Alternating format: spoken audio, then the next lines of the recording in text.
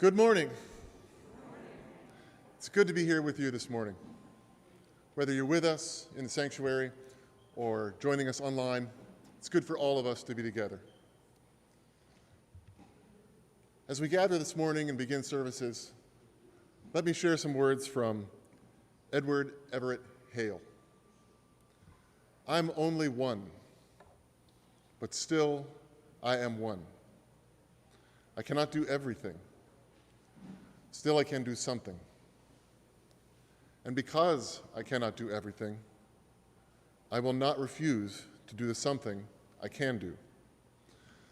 Come, friends, with our hearts open to both the challenges and the possibilities of this new day and that this new week will bring.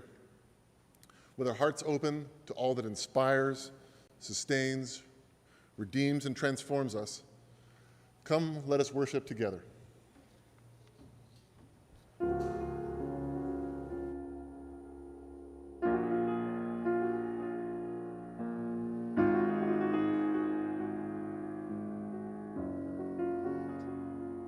Empty hands held high, such small sacrifice. If not joined with my life, I sing in vain tonight. May the words I say and the things I do make my life song sing, bring a smile to you. Let my life song sing to you. Let my life song sing to you.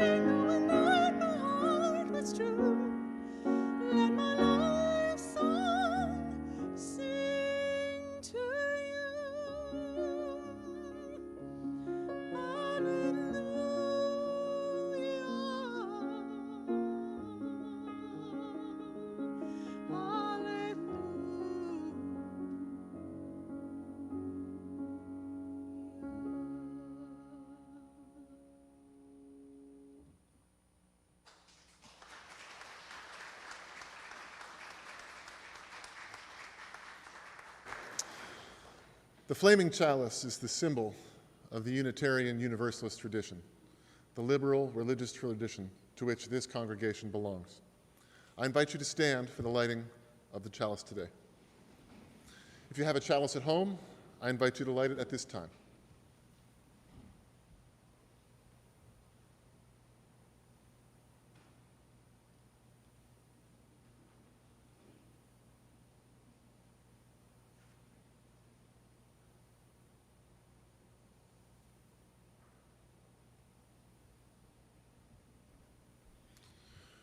Will you please join me in reciting the words on the screen?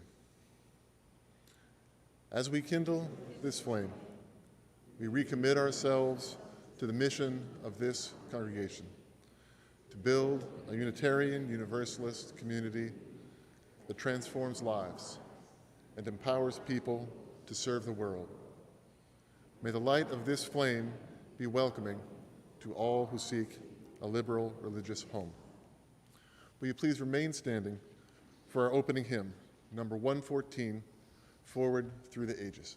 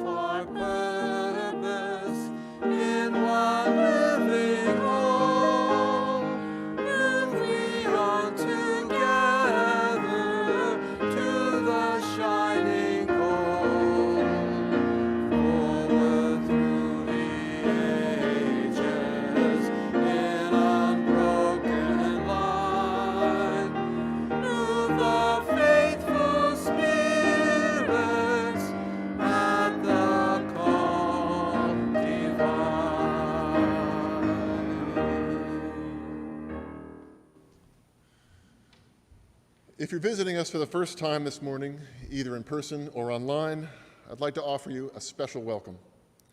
Here at the Unitarian Universalist Fellowship of Raleigh, we are intentionally inclusive, liberally religious, and actively serving the common good of our shared world. Whoever you are and wherever you are on your religious journey, you're welcome here. As Unitarian Universalists, we seek wisdom and inspiration from many sources, but affirm our own individual experience and conscience as the best authority for our beliefs. We're also committed to making our world a more compassionate and just place, and we hope you might join some of our many efforts to do so. If you're visiting for the first time and haven't done so already, I invite you to stop by our visitors stand outside the service, which is just outside the sanctuary doors. If you're visiting for the first time online, I invite you to fill out a visitor form at www.uufr.org/visitor form. If you do this, you'll start receiving our weekly e-newsletter. I hope all of you will read through the chalice you received by email on Thursday about everything happening here at UUFR. For those of you here in person, our social hour will again be outside on the upper patio, just outside the front doors. And for everybody online, feel free to join us for our online social hour immediately after the service. There's instructions on how to do this on our website. And now, invite everyone to stand and greet each other. For everybody at home, use the chat function on your screen.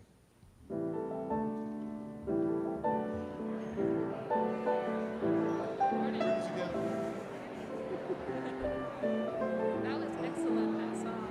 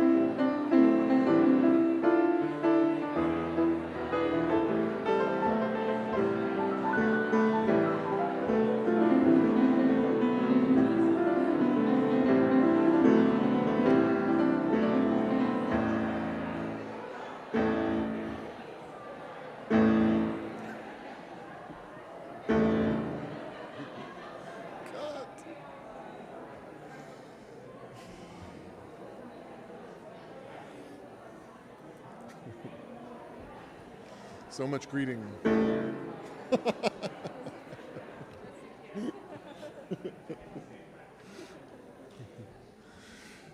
This is the time in our service when we acknowledge some of the joys and the sorrows in our community. Anyone is invited to email a joy or sorrow to joysandsorrows@uufr.org before 9 a.m. on a Sunday. And anyone is also invited to light a candle before our service and fill out one of the cards. Folks at home may also share a joy or sorrow using the chat function. I'll share some of the joys and sorrows I've already received. Rhonda Trunnell writes that her dad Ron is hospitalized in the intensive care unit. He's the dad of both Rana and Rebecca Bowles, and the grandfather to Connor Bowles, Marathon Trunnell, and Mina Trunnell. They ask for positive thoughts. And Iman Sheikh shares that as of last week, 3 years sober.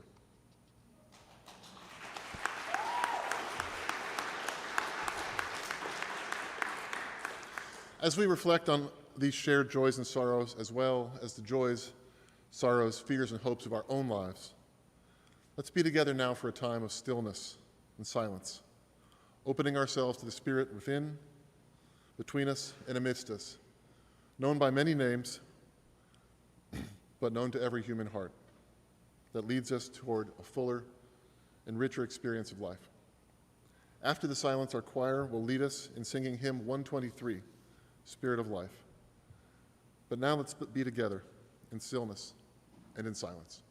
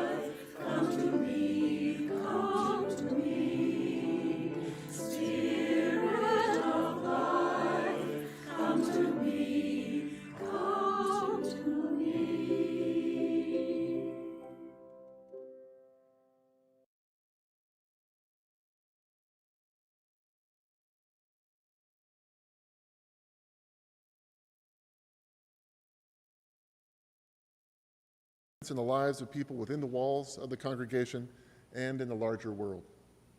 Will the ushers please come forward for this morning's offering? It's also possible to give using one of the methods posted on your screen. Please be generous. Thank you.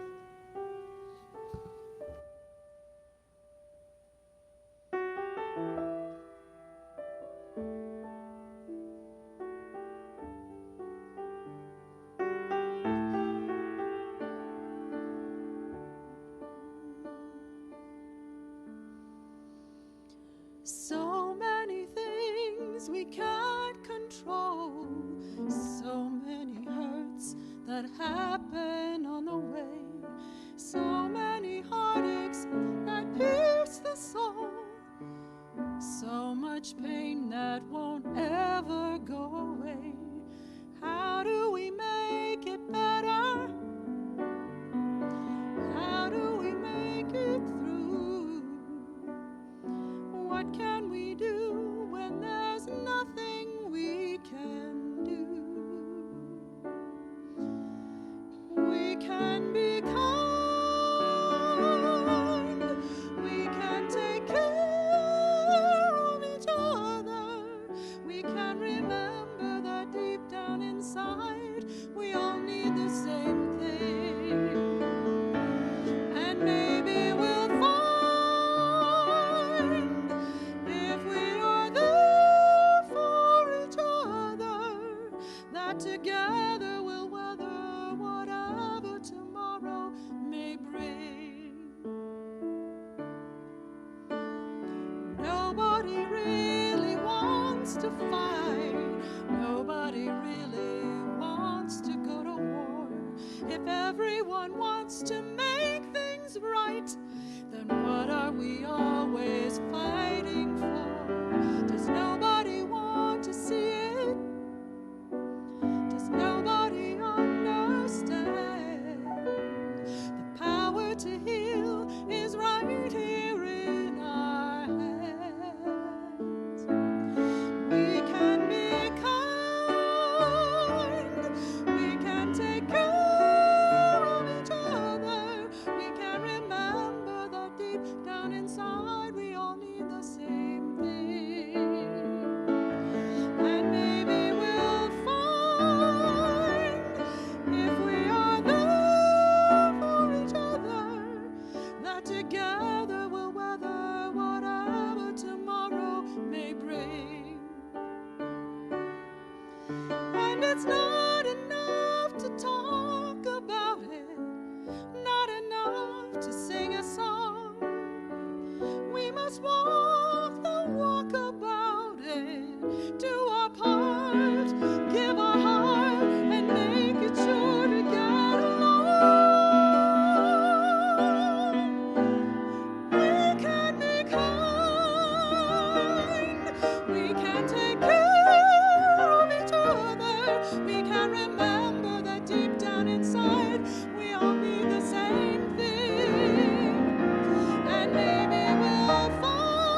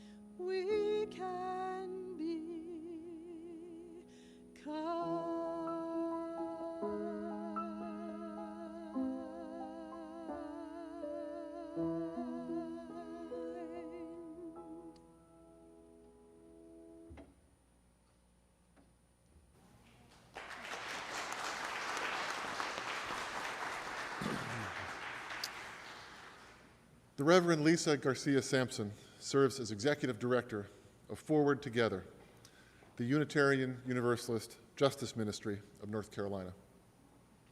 In this role, she has the pleasure of working alongside UUs across the state to do justice work spanning racial, economic, immigrant, environmental, and electoral justice. Please welcome warmly Reverend Lisa to UUFR.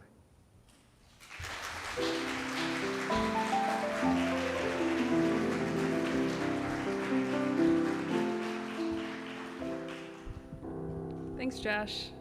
Also, thanks for the lift here. Josh and I are like a few inches different in height, give or take. Thank you so much.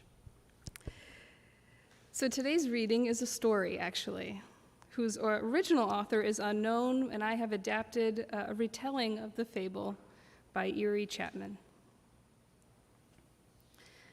There once were two villages on the banks of a powerful body of water. There was a village upstream and a village downstream. And one day, the people of the village downstream saw a man from the upper village being swept down the waterway, calling out for help. Luckily, there were a lot of great, strong swimmers in the downstream village, and two of them jumped in to save the man. The next day, 3 more people, though, from upstream came floating by, yelling for help, and the downstream folks again dove in to save the floundering people. These incidents began to occur often for weeks and months and years until they got to a point where they could not remember a time when this didn't happen. The downstream village became even more and more skilled at fighting the current and rescuing their neighbors. So one afternoon, a young girl was sitting by herself at the banks of the water watching this perpetual rescue scene. And she looked over and saw a man who had just been saved drying off on a nearby rock. So she went up to him and she asked him something that no one had ever asked. She said, "Excuse me, sir, why do you all keep falling in the river?" And the guy said, "Oh, well, our town is built on the edge of the hillside, and when it rains, there's a mudslide, and the people just get pulled into the water. You see, unlike your village, none of us are good swimmers. Hiking is our thing. So we're really grateful to your village for always coming to save us." But the girl looked at him and said, "Well, then why don't you just build a fence to stop from falling in the water?" And the guy was like, "Oh yeah, we tried that. But we're pretty small, and we don't have enough people to ever finish building the fence before the rain comes again and knocks it down." Then the man said goodbye and started hiking back up to his village. For a while, the girl sat there on the rock, wheels turning in her head. And then she got an idea and jumped up and ran home to her dad, and she said, Dad, they're falling in the water because of the rain, and if we help them build a fence, we wouldn't need to save them anymore."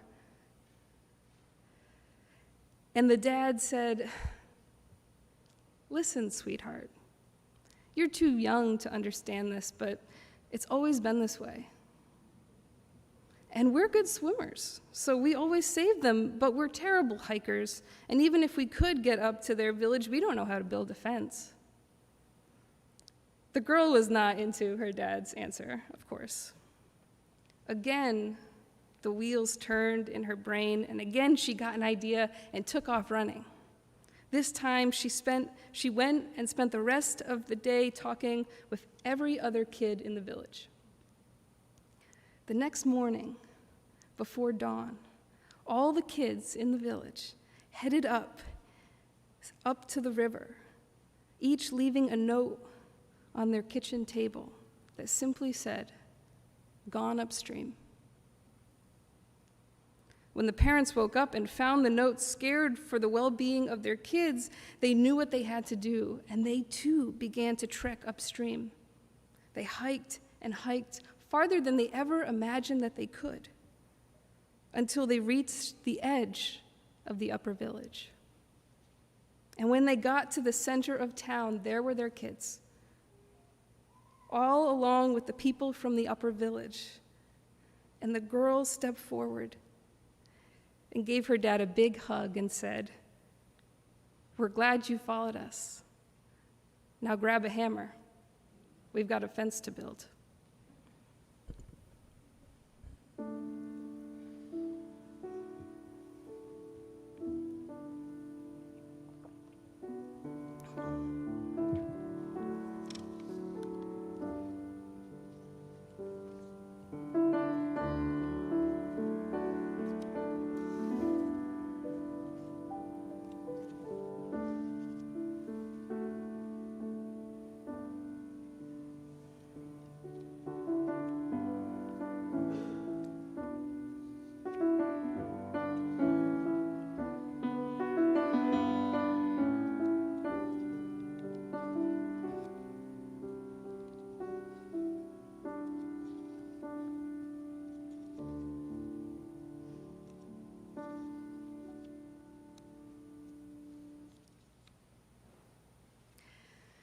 Well, again, it's so great to be here this morning. This is my very first time preaching here in person, and it's the first time I've been anywhere in person in the last year and a half.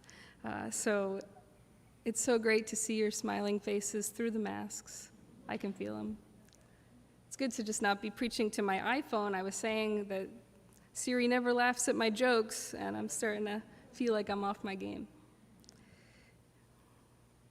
I hope you're all having a nice summer. Treating yourself to some rest and joy and connection if you're able to.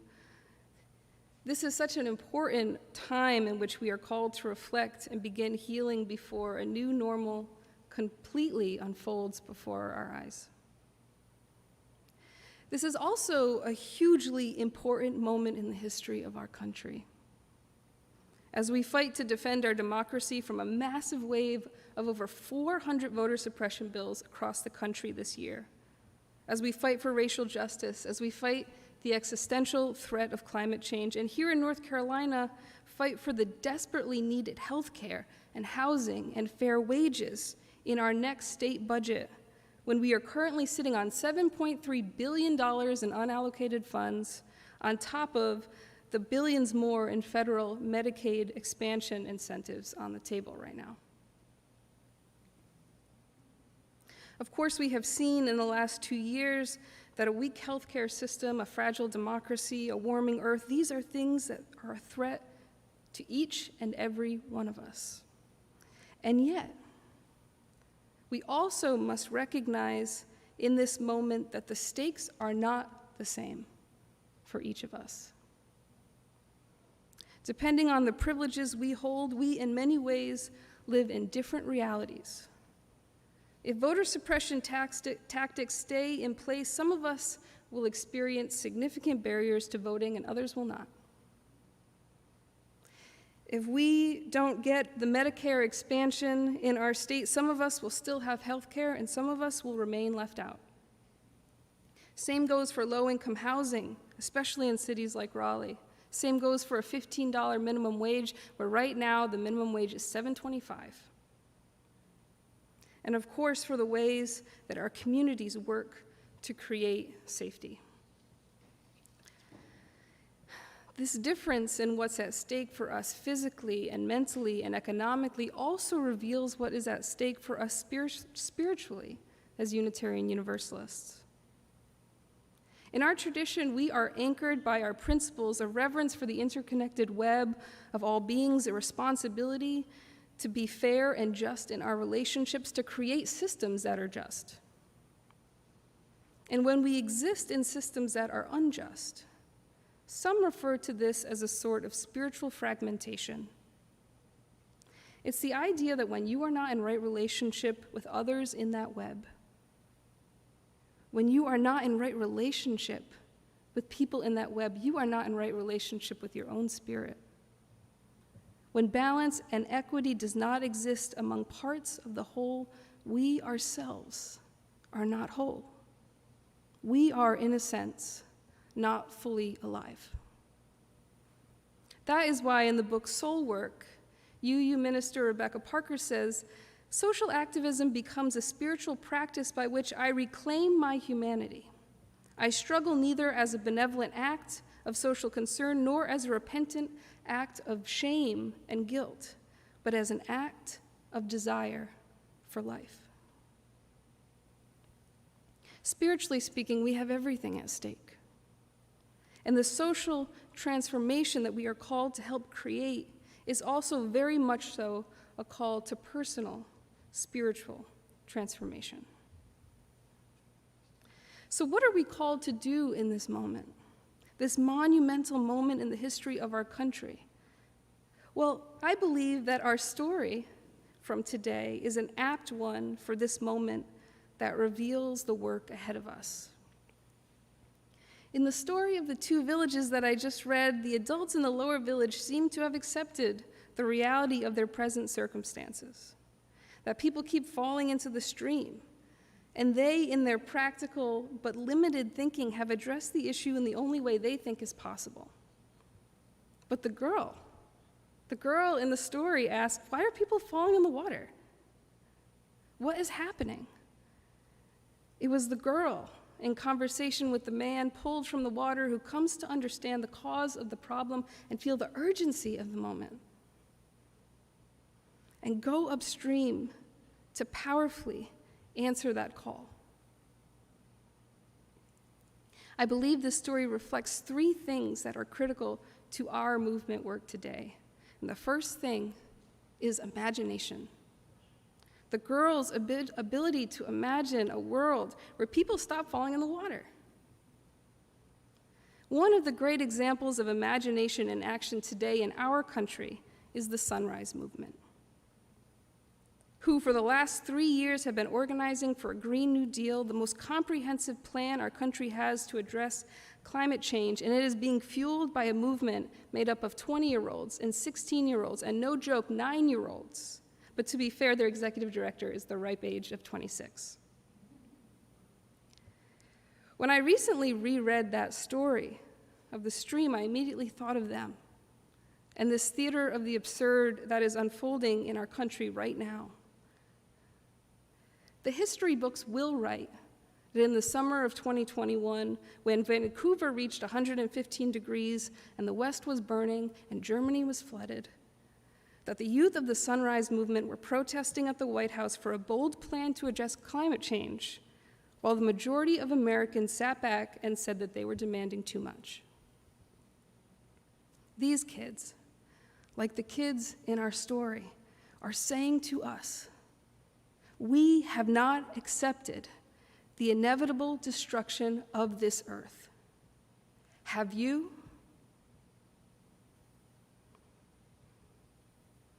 And they're not just whimsically dreaming, they are wedding imagination with sound strategy. The Sunrise Youth are students of our country's history, of suffrage, of the civil rights era, of the original New Deal. And they are building a movement based on the scholarship of Harvard professor Erica Chenoweth. Dr. Chenoweth's research shows that no major movement in the last 120 years has ever failed to achieve its goal with the active and sustained participation of 3.5% of the population. 3.5%. That is the tipping point. And they are building a pathway to that magic number, but they need our help. Imagine if not a few dozen youth, but 3.5% of the country were in Washington this summer demanding a bold climate change solution, demanding the For the People Act, demanding a $15 minimum wage. These youth, like the youth in our story, call us to recognize the magnitude and urgency of the moment. They are going upstream to address the heart of the problem, and they are pushing us to interrogate the limits of our own imagination for what is possible. Of course, there are adults who are also building massive movements like this, leaders in our country whose great gift is that they dream as big as kids do. North Carolina's very own Reverend Barber, leader of the moral movement, comes to mind. Right now, he and the Poor People's Campaign are on a year-long national tour to recruit Americans for a March on Washington on June 18th, 2022. Mark your calendars. Their aspiration is for this event to be a march at the scale that has not been seen since Dr. King. Reverend Barber has his eye on the tipping point. Reverend Barber is dreaming big. And by the way, tomorrow, 10:30 in Raleigh, Reverend Barber will be leading a rally for the For the People Act and the John Lewis Act and the fight for $15 minimum wage, and I hope you can join me there. I think it's in front of Tom Tillis's office, if I remember correctly. In our faith today, the person who comes to mind for having this bold imagination is my friend and the UU Vote national lead, Nicole Presley. Last year, she challenged our faith to reach out to 1 million people by Election Day. And you can imagine that some people were worried about announcing such a massive goal for a small denomination like ours. Well, it turns out people were right to question that goal, because by October, we had already reached out to 3 million people. 3 million people. And last year, in a time of such deep pain and scarcity, we activated more UUs for the work of justice than ever before in our history. Think about that. And we were a part of it. Our UU Justice Network across the state, we engaged over 650 UUs across 16 congregations in UU The Vote. We did over 950 hours of phone banking to North Carolina voters. We sent over 30,000 postcards. And this is not to mention our voter registration efforts, our Board of Election Advocacy, our Election Day volunteering. And this congregation was all in. Bet you know that. Last summer, the last time I preached here, actually, you all set a goal to do 1,000 hours of voter engagement work before the election. I remember talking to Nancy and Ginny about this. I remember what a risk it felt. It was a bold goal, but it took imagination and it took risk, and you did it and you reached that goal. So congratulations. Here is why imagination is so important. Because in justice work, it goes by another name: faith. Faith in ourselves and in one another. Faith in our collective abundance, our collective power to achieve more than what our limited brains think is possible. So yes, first we need imagination, but we also know that the only way to actually create the world we dream of is that second thing: organizing. Organizing is the act of realizing our collective power in relationship with others, because we know that we can't do it by ourselves. And we have the moral responsibility to do together what we cannot do by ourselves. First, that's what the girl did in the story. She rallied the other kids in the village, then got to the upper village, and then creatively found a way to get her parents involved, to invite them to grab a hammer. That's textbook organizing. And that is what we are called to do, to move outside our walls of this congregation, beyond the context of our denomination, and be a part of a movement for justice happening in our community, in our state, and our country. Just like the excellent work that you all do here with One Wake. My job leading our UU Justice Ministry of North Carolina is to be in close relationship with 3 groups to do that organizing.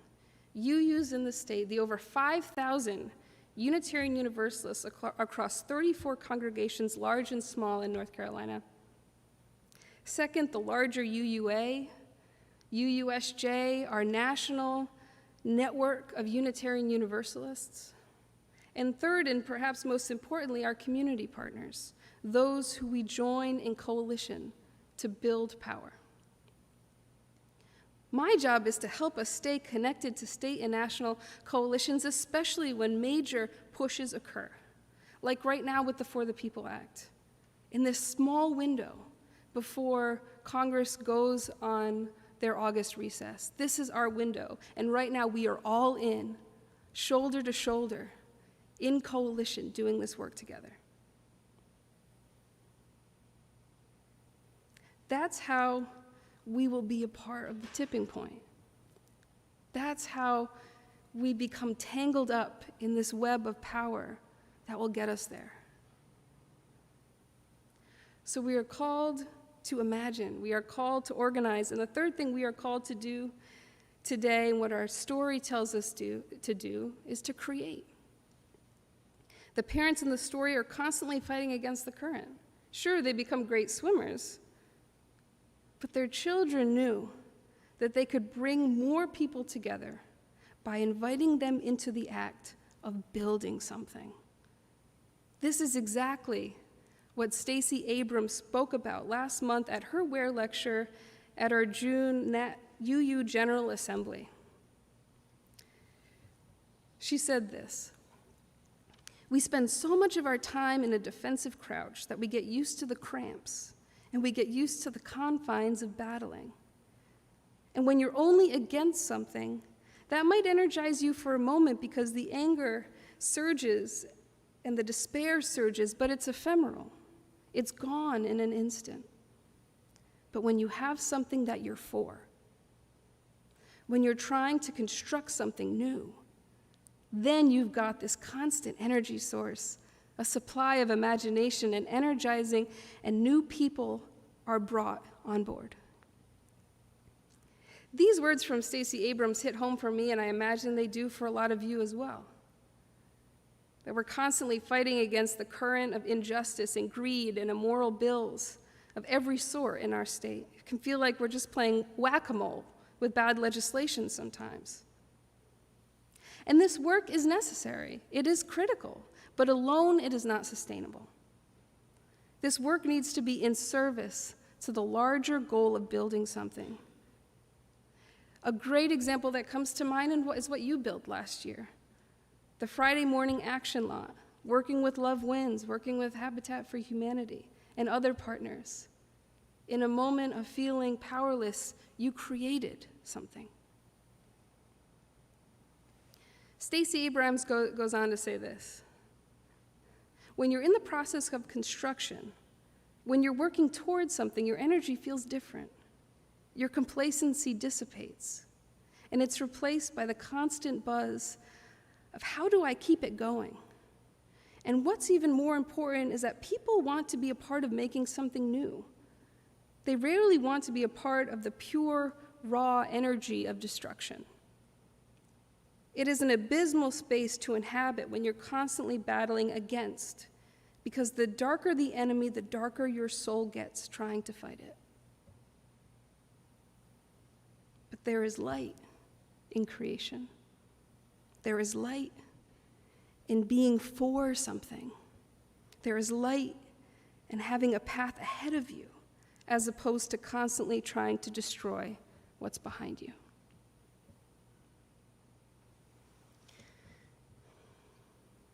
We are building a movement in North Carolina. Can you feel it? Can you feel the energy of these last couple of years, despite everything? In relationship with our statewide partners, and nationally, in relationship with the UUA, UUs all across the country, we are a part of a state and national coalition that is building a new way. Some of you at UUFR are already a part of this, and thank you. And if you haven't, I invite you to do a few things this morning if you'd like to get more engaged in our UU Justice Ministry of North Carolina. First, I invite you to sign up for our email list so you can stay informed about the opportunities that are coming up and get involved. You can go to uuforwardtogether.org and click subscribe, or you can sign up. I have a clipboard in my bag. In the coming weeks, we will continue to fight for the For the People Act, and we'll also be doing direct actions right here in Raleigh to fight for a moral state budget. Then in late August and September, we'll be working with our partners at All on the Line to participate in the redistricting process that will determine our voting maps and have a huge impact on our state for the next decade. I also invite you, if you're not at the action lot, to join us every Friday at 11, where UUs all across the state gather on Zoom to take stock of the week that has passed and then take action while listening to some great justice music, by the way, at our weekly Friday action hour. We also have special action hours here and there when we are required to really organize the entire state together to powerfully meet a moment. Finally, I invite you to consider joining UUFR's team, who will be directly working with our UU State Justice Ministry this year. And if you're interested in that, you can talk to Reverend Sasha or Jim Hurtis.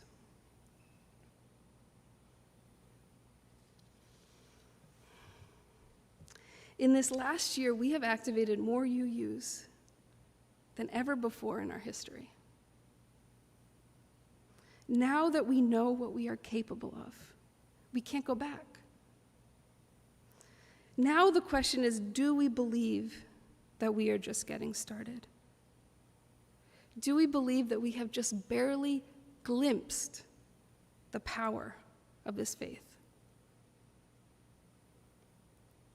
When we imagine, when we organize ourselves, when we fight not just the current, but create the world we wish to see, we live into the highest aspirations of our faith. This is our moment. After all that has happened in this last year, this is our chance to build a world of collective liberation and joy and abundance. It's time to believe, to really, truly believe that we are on the brink of a tipping point. It's time to go upstream. May it be so. Amen. Our closing hymn, number 121, We'll Build a Land.